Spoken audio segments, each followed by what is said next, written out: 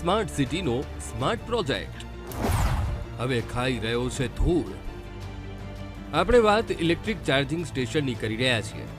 અમદાવાદમાં ઇલેક્ટ્રિક વાહનોની વધતી સંખ્યાને જોતા મહાનગરપાલિકાએ અનેક જગ્યાઓ પર ચાર્જિંગ સ્ટેશનો તો ખોલી નાખ્યા, પરંતુ હવે તેની હાલત બદથી બદતર બની ગઈ છે। તમે જે દ્રશ્યો જોઈ રહ્યા છો તે શહેરના મધ્યમાં આવેલ કાંકરિયા વિસ્તારના ફૂટબોલ ગ્રાઉન્ડના છે, જ્યાં 1 વર્ષ પહેલા મહાનગરપાલિકા દ્વારા શહેરમાં ચાલતા ઇલેક્ટ્રિક વાહનોને લઈને ચાર્જિંગ સ્ટેશન શરૂ કર્યા હતા।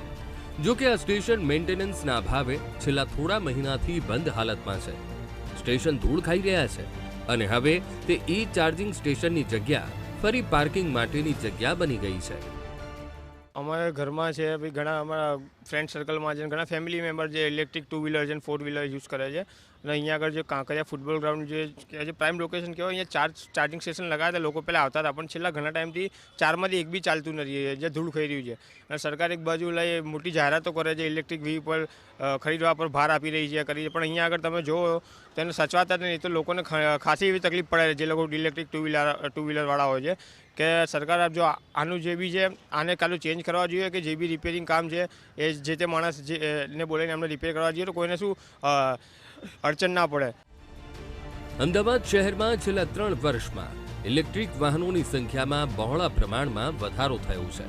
આંકડા પર નજર કરીએ તો 2021માં 387 વાહન, 2022માં 6464 વાહન અને 2023માં 8460 વાહન સરકારી ચોપડે નોંધાયા છે।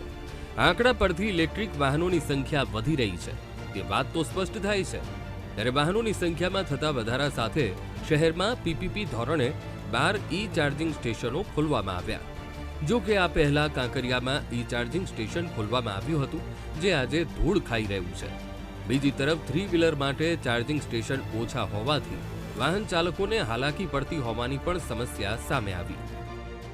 इसमें इलेक्ट्रिक की बात हो तो बहुत हेल्पफुल रहता है इसमें, और मैं डिलीवरी का काम करता हूँ वैसे तो इसमें क्या है कि अभी हम एक ही पॉइंट है यहाँ पे भी, तो अगर दूसरा पॉइंट ख़राब हो चुका है अभी ज़्यादा 1 महीना हुआ उससे पहले, उसके बाद ये चालू हुआ है, तो हमें भी यहाँ आने का प्रॉब्लम होती है, क्योंकि एक ही स्टेशन है ये चार्जिंग का।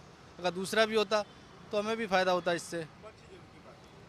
ये सैटेलाइट की बात है, सैटेलाइट में ये प्रहलाद नगर गार्डन के सामने है ये स्टेशन। अभी एक सचिन टावर पे पेट्रोल पंप है, वहाँ भी एक चालू था इससे पहले था, तो बंद हो गया। સુવિધામાં જોવા જઈએ તો આમ સુવિધા સારી પણ છે, પણ એક ફોલ્ટ છે સુવિધામાં, કે જ્યાં બી ઇલેક્ટ્રિક ચાર્જિંગ હોય ત્યાં મોસ્ટ ઓફલી 4 વ્હીલરના ચાર્જિંગના પોઈન્ટ લગાવેલા છે, જ્યારે અમારી પાસે જે છે 3 વ્હીલર છે એનો પોઈન્ટ આખો અલગ આવે।